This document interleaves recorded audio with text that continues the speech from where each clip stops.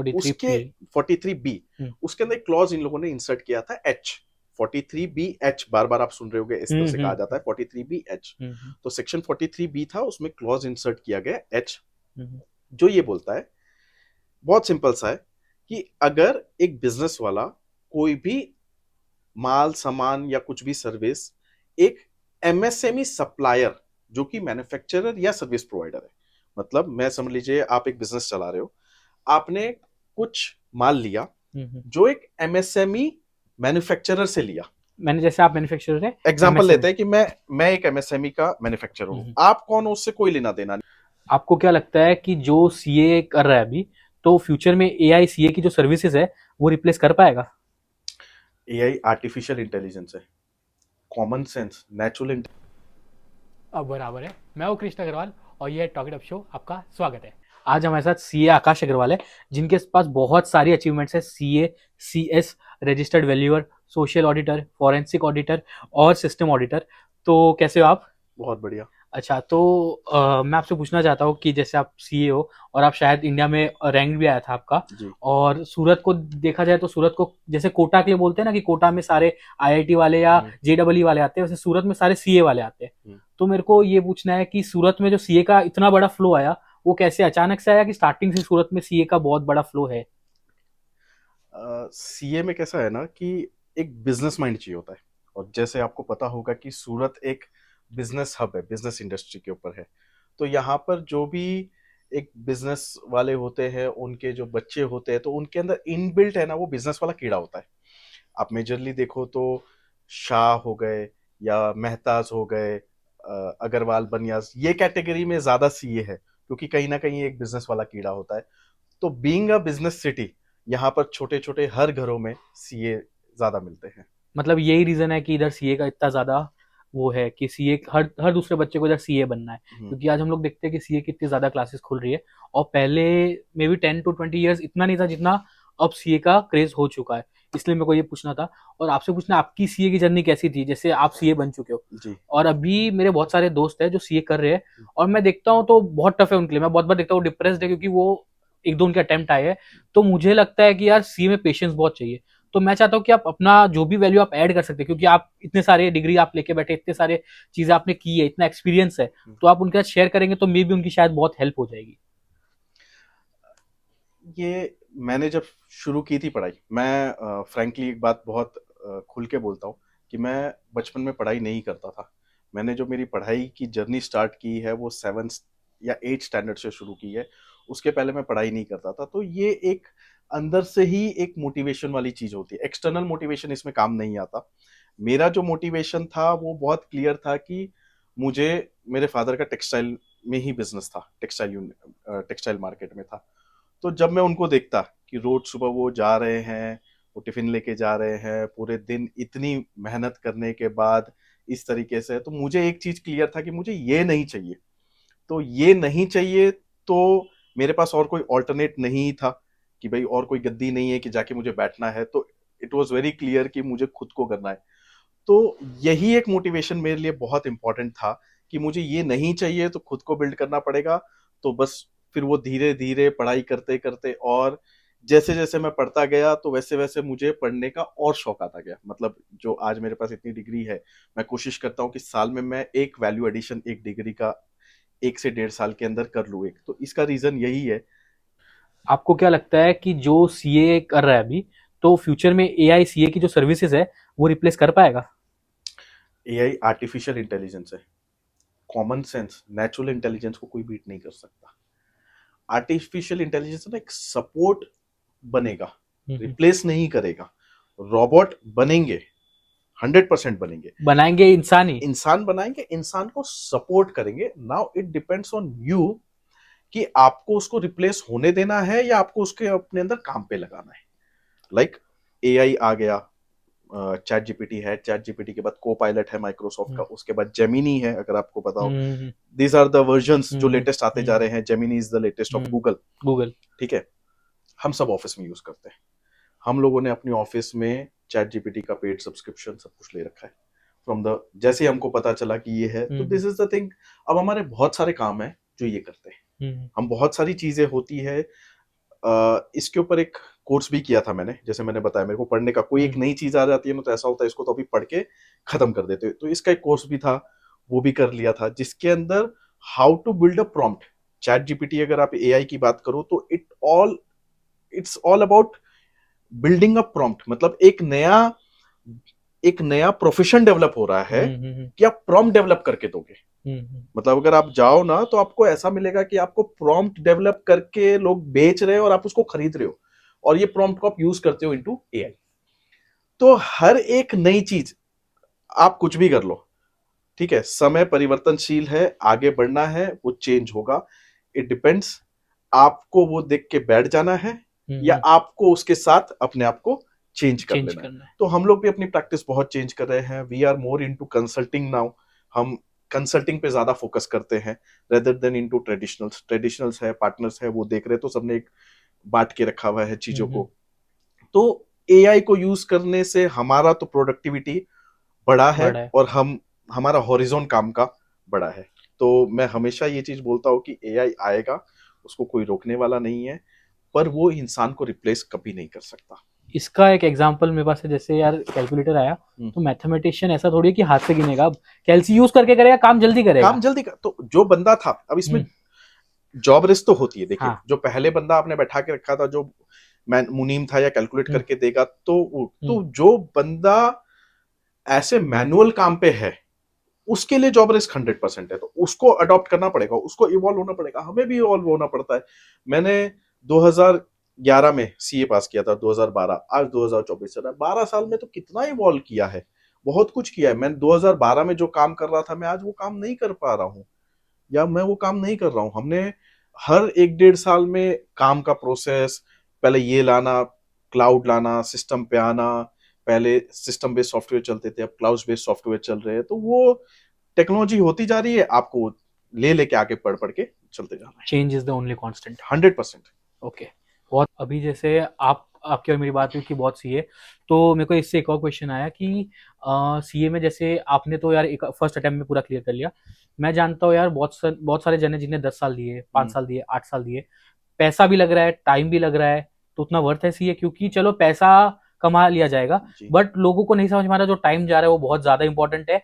5-7 साल अभी उनको आइडिया नहीं आ रहा, पर जब वो थोड़ा आगे जाएंगे तो पता चलेगा कि 5 साल बहुत ज्यादा होते हैं। तो आपको क्या लगता है सीए उतनी वर्थ डिग्री है कि यार उसके लिए आप 5-7-8-10 साल दे सकते हो आपके हिसाब से? ये पूरा डिपेंड करेगा सिचुएशन के ऊपर कि उसके पास खोने के लिए क्या है। मतलब ये तो वैसी वाली चीज है कि या तो मैं सीए करूं या नहीं करूं, नहीं कर रहा हूं तो मैं कुछ और कर रहा हूं, तो खोने के लिए क्या है या पाने के लिए क्या है, तो ये एक जजमेंट लेने वाली बात है, ये केस टू केस पे डिपेंड करेगा। अब वर्थ वाली बात है तो वर्थ तो ऐसा है कि 5 साल क्या 10 साल भी अगर बंदे को लग जाए, वो 1 साल में पूरा कवर कर लेगा। मतलब इसका जो स्कोप है इसकी कोई लिमिट नहीं है। मतलब अगर एक सीए बन जाते हैं, और वो सीए नहीं भी बनता, मेरा ऐसा मानना है कि अगर वो सीए नहीं भी बनता, पर उसका जो पर्सपेक्टिव होता है ना जिंदगी को लेके, चीजों को लेके, एक कमर्शियल सेंस में जो उसका दिमाग खुलना होता है, वो बहुत अच्छा होता है। मेरे कितने सारे फ्रेंड्स हैं जो हम लोग सब साथ में ही थे, वो लोगों ने अपने डैड को बिजनेस में ज्वाइन किया आफ्टर क्लियरिंग सीए। तो वो पहले भी ज्वाइन कर सकते थे, बट वो ज्वाइन करने के बाद जो बिजनेस का एक्सपांशन हुआ है, जो लीप मारा है बिजनेस में, वो बहुत अच्छा है। तो इट इज वर्थ, मेरा ये मानना है वर्थ है, but at the same time आपको ये भी देखना है कि आपके पास खोने के लिए क्या है। अगर आपके पास अच्छा बैकअप है या मतलब उतना इनफ टाइम है तो आप कर सकते हो। मैं अगर पढ़ाई तो हमेशा ही अच्छी होती है। मतलब एक भैया है वो कहते हैं कि सबसे पहले, सबसे पुराने जमाने में जो लोग थे वो ताकतवरों की चलती थी, मतलब जो बॉडी स्ट्रेंथ। बिल्डर है, जो फिजिकल स्ट्रेंथ है, उनकी चलती थी। फिर एक समय आया जहां पर पैसे वालों की चलती थी। बोले अब वो समय है जहां पर दिमाग वालों की चलेगी। अब दिमाग वालों के पीछे पैसे वाले भी रहेंगे, और उसके पीछे वो बॉडी बिल्डर रहेंगे। Agreed, agreed, agreed. ठीक है। अब एक और चीज है कि जैसे सीए में मेरे को लगता है कि जैसे आजकल बोलते हैं ना कि यार हर चीज में सैचुरेशन पॉइंट आता है, तो इतने लोग सीए बन रहे हैं हम्म, कि जैसे सीए का रिजल्ट अपलोड होता है कि रिजल्ट आ गया फाइनल का, हम्म, तो मेरी स्टोरीज आ जाती है, कॉन्ग्रेचुलेशन कॉन्ग्रेचुलेशन, तो मैं देखता हूँ कि यार एक साथ 15-20 स्टोरीज आ गई। जी। तो इतने सारा सीए बन रहे, इतने ज्यादा सीए बन रहे हैं, तो उतना काम है सीए के लिए अभी आपके हिसाब से इंडिया में? सीए ज्यादा बन रहे, हम्म। कंट्री का ग्रोथ और ग्लोबल हाँ। बिजनेस ज्यादा ग्रो हो रहा है, कम हो रहा है, ज्यादा हो रहा है। तो उसका जो मैग्नीट्यूड है ना, अभी भी गैप ज्यादा है। ओके। हमेशा हर चीज ज्यादा होने वाली है, हमेशा। मतलब गेहूं भी पहले कम बिकता था, आज गेहूं भी ज्यादा बिक रहा है। हम्म।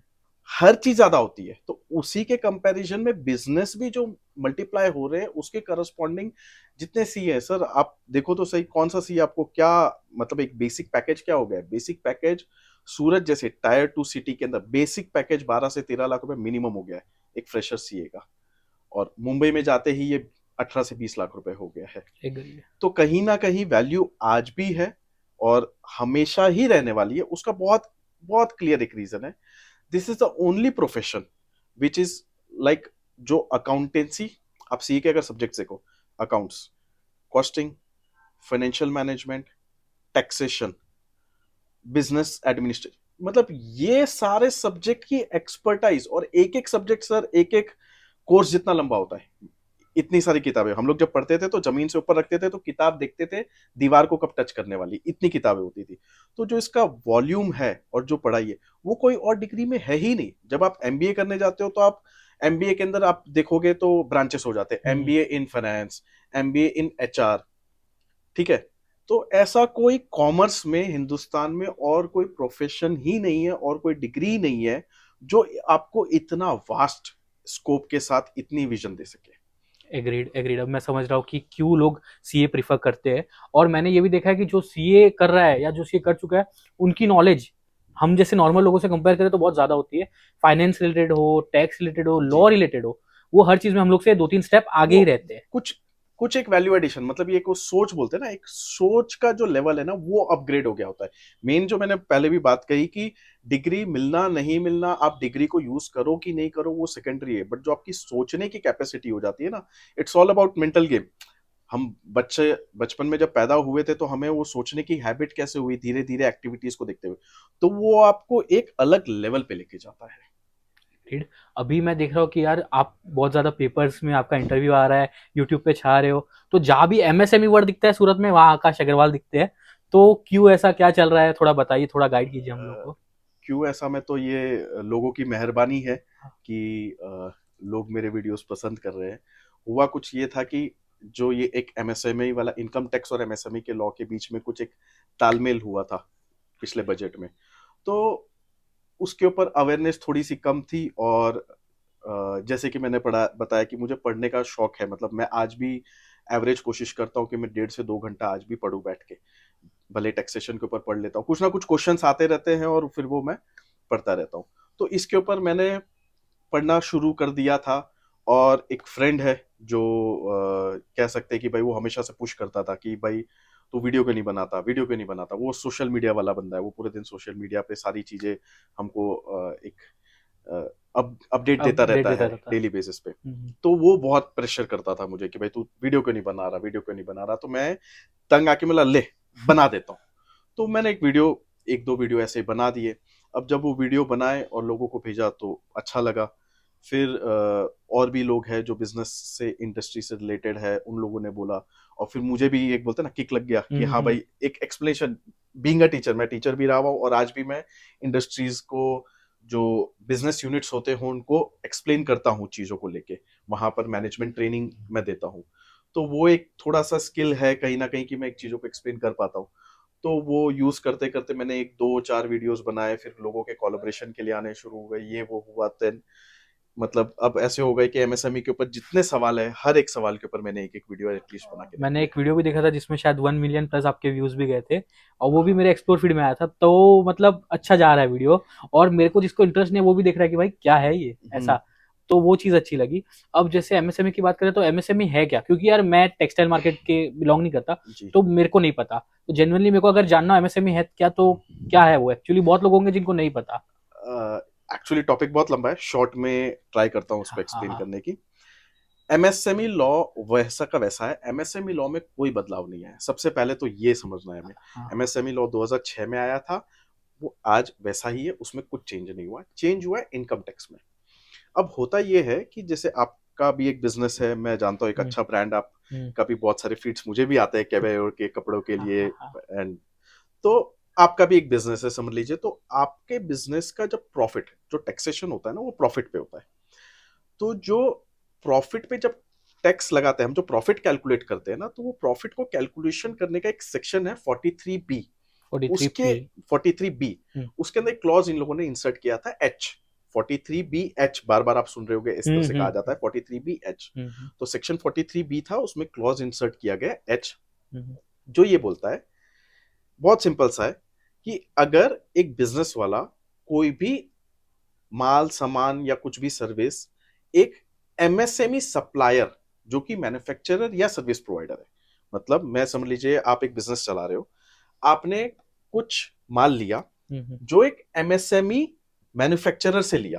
मैंने जैसे आप मैन्युफैक्चरर है, एग्जांपल MSME। लेते हैं कि मैं एक एमएसएमई का मैन्युफैक्चरर हूं, आप कौन हो उससे कोई लेना देना नहीं, आप एमएसएमई में हो कि नहीं हो कोई लेना देना नहीं, आप एक बिजनेस चला रहे हो, ठीक है।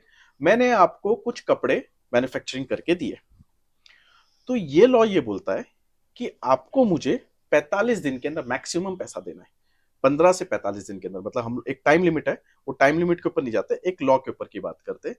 तो एक कंडीशन अप्लाई करता है कि आपको ये पैसा मुझे एक टाइम लिमिट के अंदर देना है, 45 दिन के अंदर। अगर आप ऐसा पैसा मुझे टाइम पे नहीं देते, तो जितना पैसा आपको मुझे देना है वो अमाउंट आपके प्रॉफिट में ऐड हो जाएगा।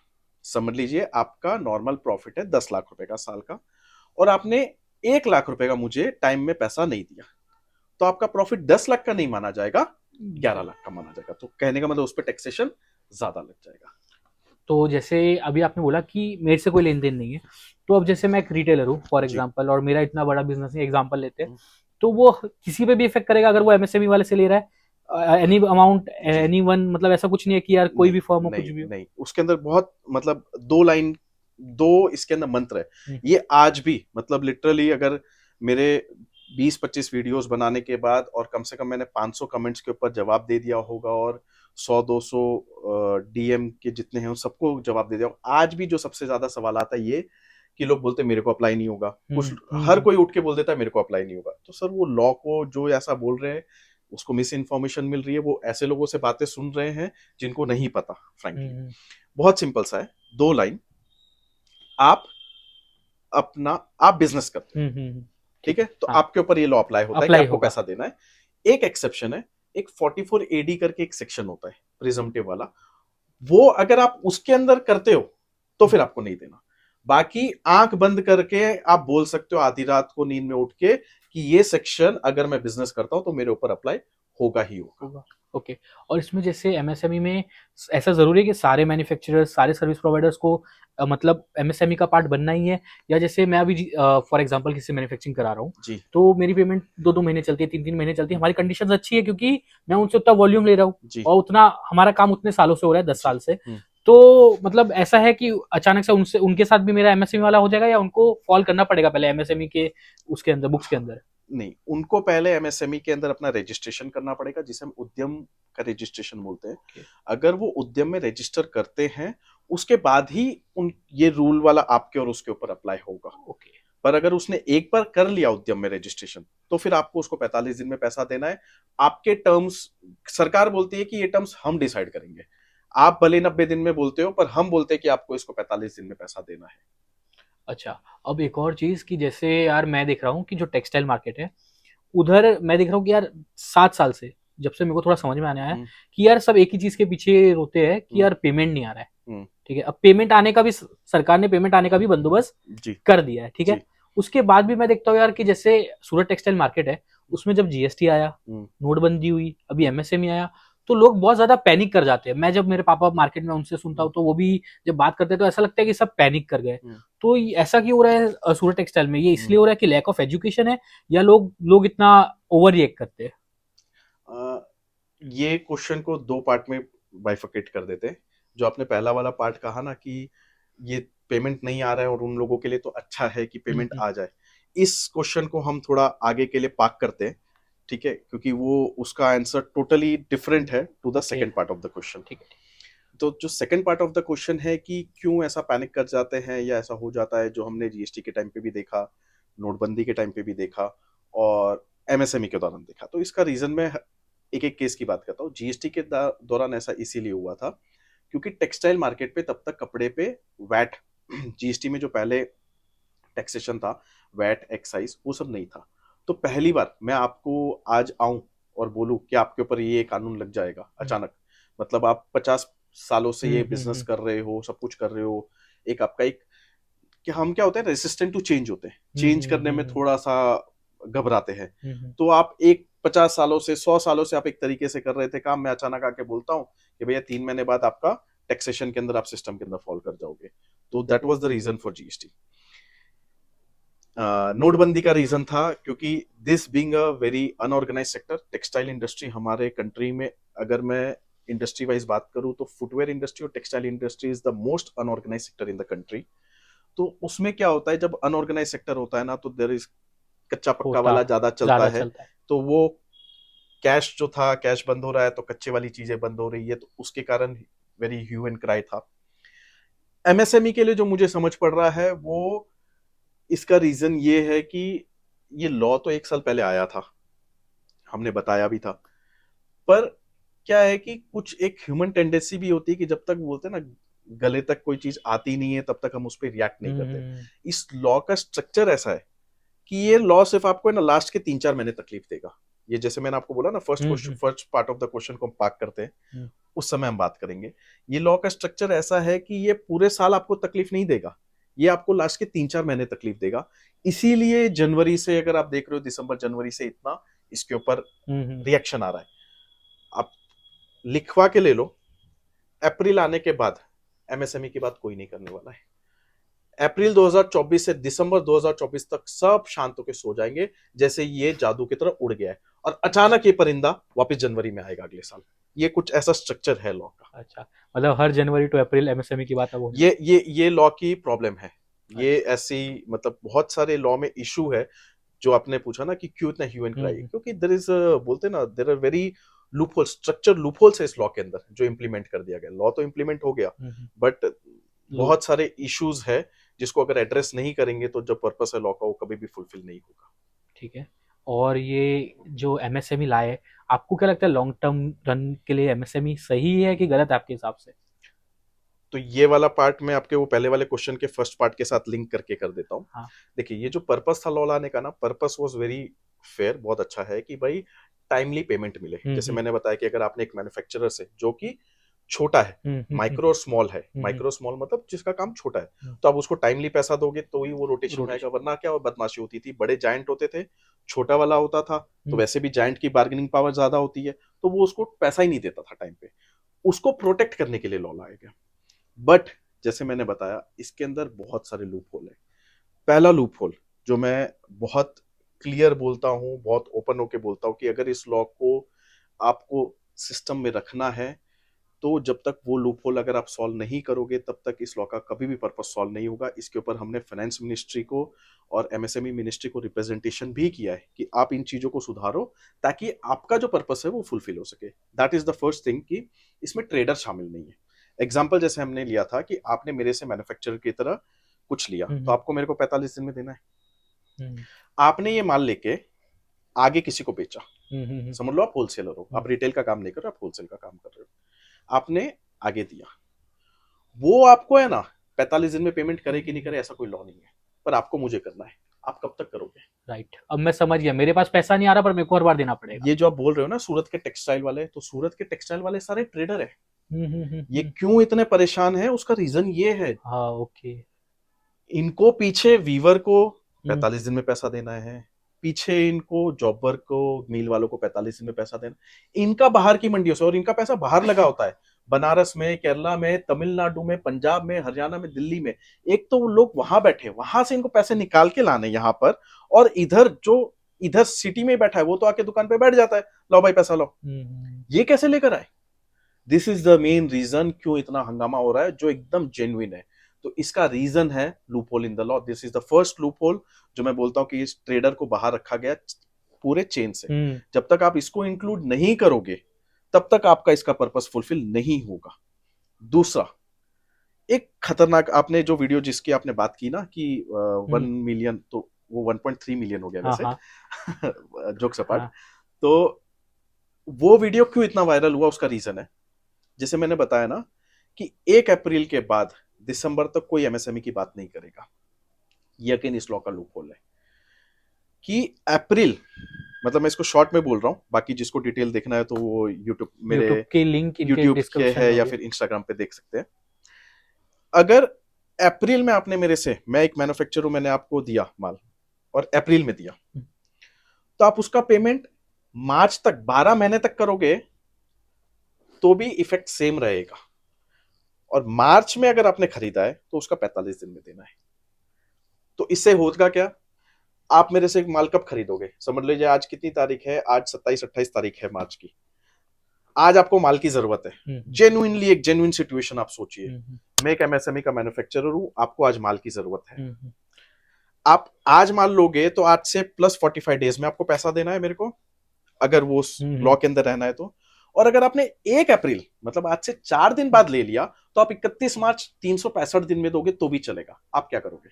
मैं तो 1 अप्रैल को ही लूंगा माल। ये रीजन हुआ है। अगेन, टेक्सटाइल मार्केट का सबसे बड़ा जो सीजन होता है दैट इज जनवरी फरवरी मार्च, लगन का सीजन।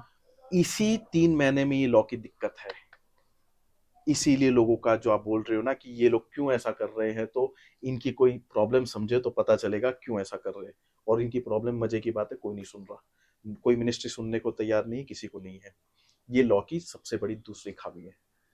पहली, ट्रेडर को नहीं शामिल करना, चेन को डिस्टर्ब करना।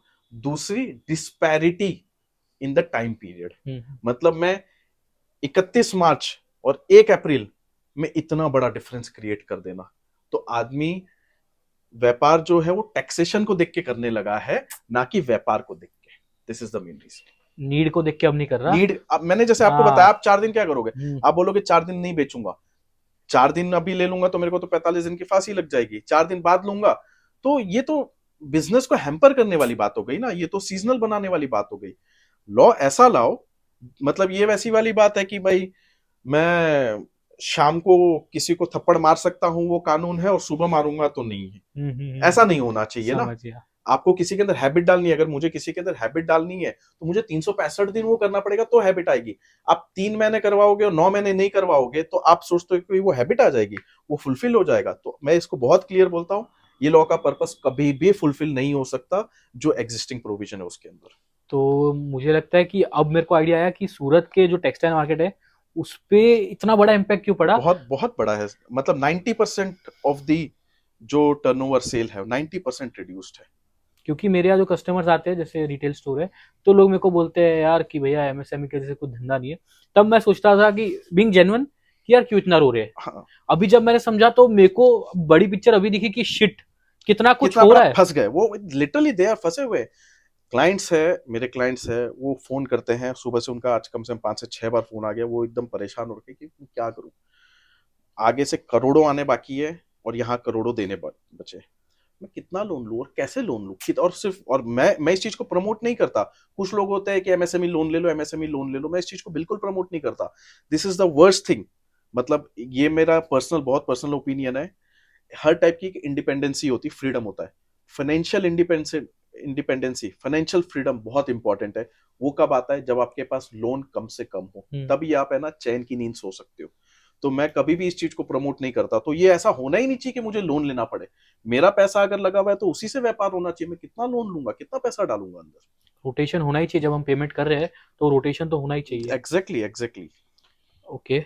अब टैक्सेशन के रिलेटेड मेरे को आपसे थोड़े सवाल पूछने हैं, क्योंकि आप सीए हो। तो टैक्सेशन के रिलेटेड मेरे को ये पूछना है कि अभी जैसे 2014 से लेके अभी तक इंडिया में टैक्सेशन में बहुत बड़ा रिवॉल्यूशन आया है, बहुत जी। कुछ चेंज हुआ है। तो आपके हिसाब से वो सही है, गलत है, क्यों हुआ, उसको थोड़ा एलोबरेट कीजिए आपके हिसाब से। देखिए, जैसे मैंने बताया ना कि पहले कि समय परिवर्तनशील है, ये मेरे फादर बोलते हैं हमेशा कि भाई समय परिवर्तनशील है, समय एक जैसा नहीं रहेगा।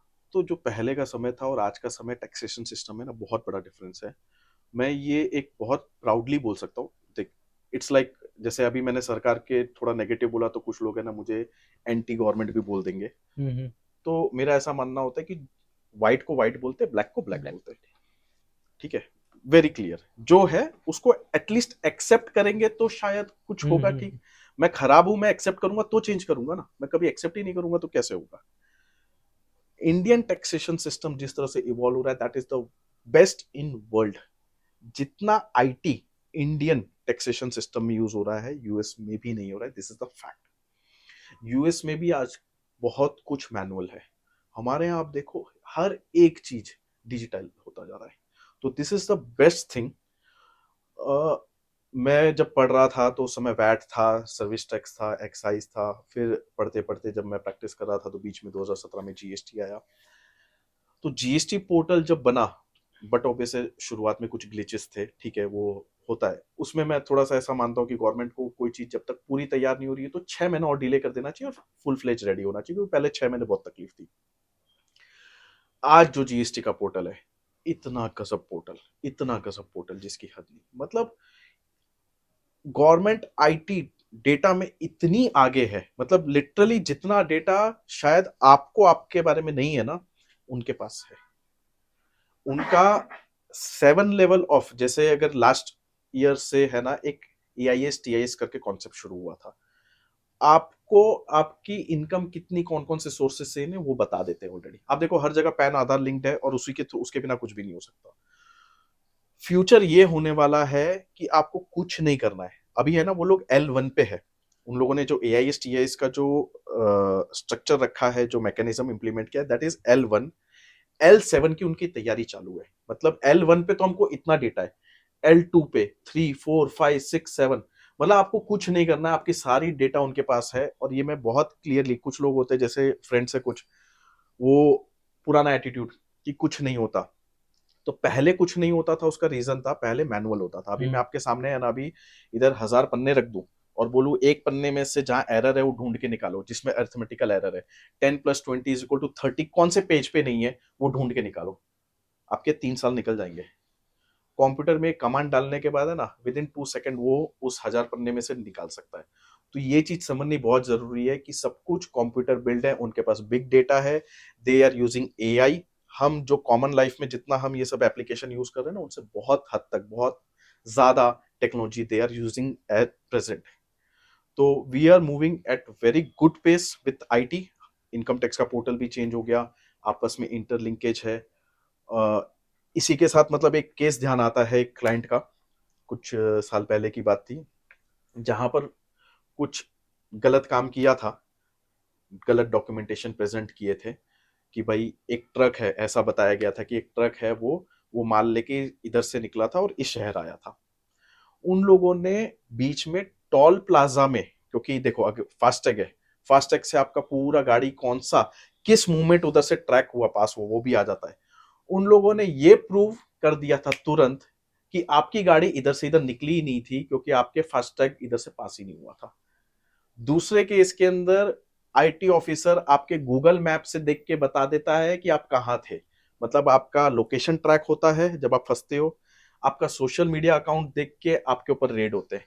इस हद तक आईटी यूज हो रहा है। So this is the best part. मैं मानता हूं कि जो अच्छा कर रहा है उसको एक कॉन्फिडेंस आएगा फ्यूचर के लिए कि हाँ, मतलब गवर्नमेंट जो है वो एक फॉर्मल तरीके से काम कर पा रही है और गलत लोगों को पकड़ पा रही बहुत है। अच्छा रहा ये, मेरे को बहुत ज्यादा एमएसएमई के रिलेटेड सीखने मिला अभी। सो गाइज, अगर आप लोगों को वीडियो पसंद आया, कुछ इंफॉर्मेशन जानने को मिला, और जैसे कि कृष्णा जी एक मस्त होस्ट है, तो प्लीज लाइक करें इस वीडियो को, सब्सक्राइब करें, और मेरे यूट्यूब चैनल का लिंक नीचे कमेंट बॉक्स में आपको मिल जाएगा। अगर आपको भी मेरे जैसे एमएसएमई के बारे में डिटेल में समझना है तो इनके यूट्यूब चैनल पे जाइए, एक बार इनका खाली कंटेंट कंटेंट देखिए, मैंने देखा है बहुत बढ़िया है, और फिर उसको भी सब्सक्राइब कीजिए। और